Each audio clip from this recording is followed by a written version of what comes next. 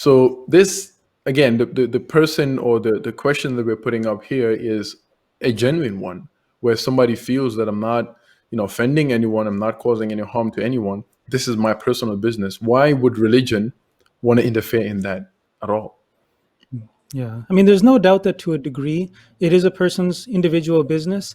But the fact is that Islam's teachings are perfectly in line with nature and they're perfectly balanced. So, Islam teaches physical balance and health and spiritual balance and health in all of our habits. Now, if a doctor, for example, was to tell someone that your eating habits are unhealthy, that you're going to extremes, then no one would say that, why are you so obsessed with my personal life? We would take that advice, we would benefit from it. So, Islam says that there are certain behaviors in sexuality that are harmful, that go to extremes. Premarital sex is something that we see causes rampant spread of diseases and infections, STIs.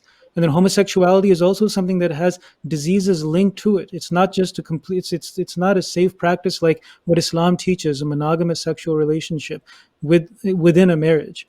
So also with pornography, we see that there are so many problems that arise from it when it comes to addiction, objectification of women, erectile dysfunction, and we'll go into the details of that later.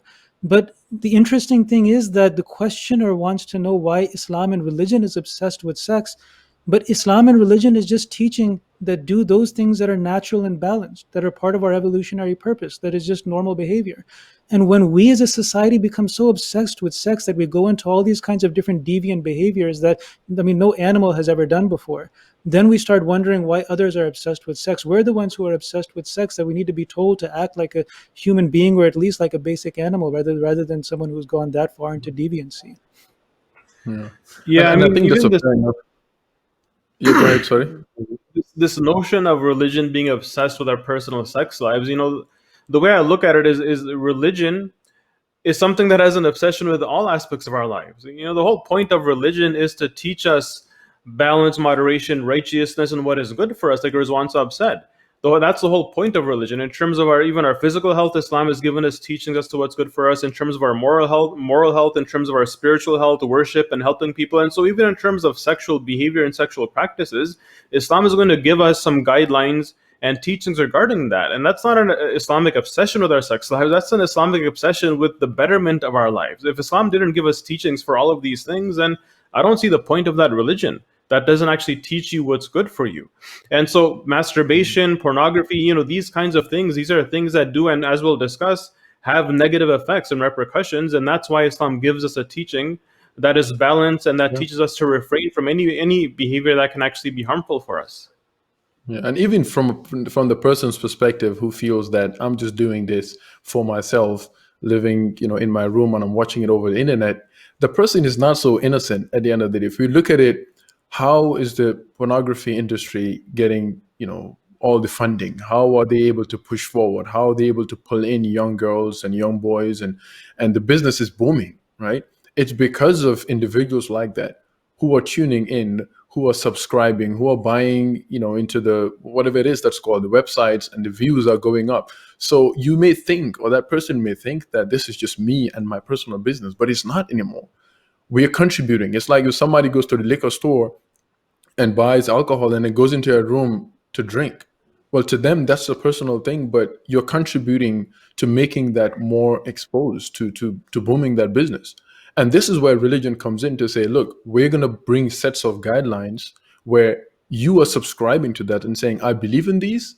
And if you believe in those things, these are the sets of guidelines that you will follow to make a choice between what is good and what is bad. And we all have flaws. We all make mistakes. I'm not saying that it's saying that whoever makes one mistake, you'll be struck.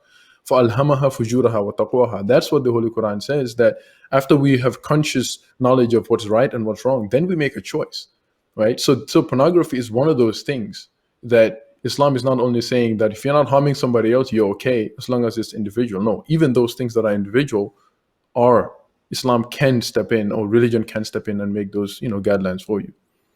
So I think that's fair to say. Rizwan Saab? Yeah, definitely. And I mean, another point that, connects with this, we know when a person says that I'm just harmlessly doing something, is that what is the industry that they're promoting? Because someone could say that I'm not hurting anybody by watching these kinds of videos, but if the industry that is promoting these videos is known for objectifying women and also treating women poorly. And women suffer in this industry more than men. It is an industry that, in its very nature, is controlled by men, appeals to men, and naturally is something that it attracts men just because of evolutionary purposes, just because of the way that men look for beauty in women as compared to how women look for beauty in men.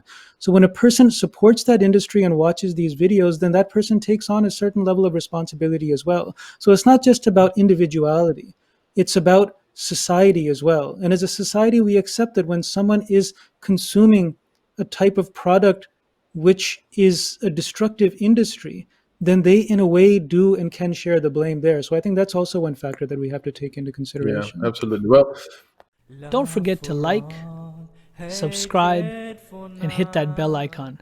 Love for all, hatred for none.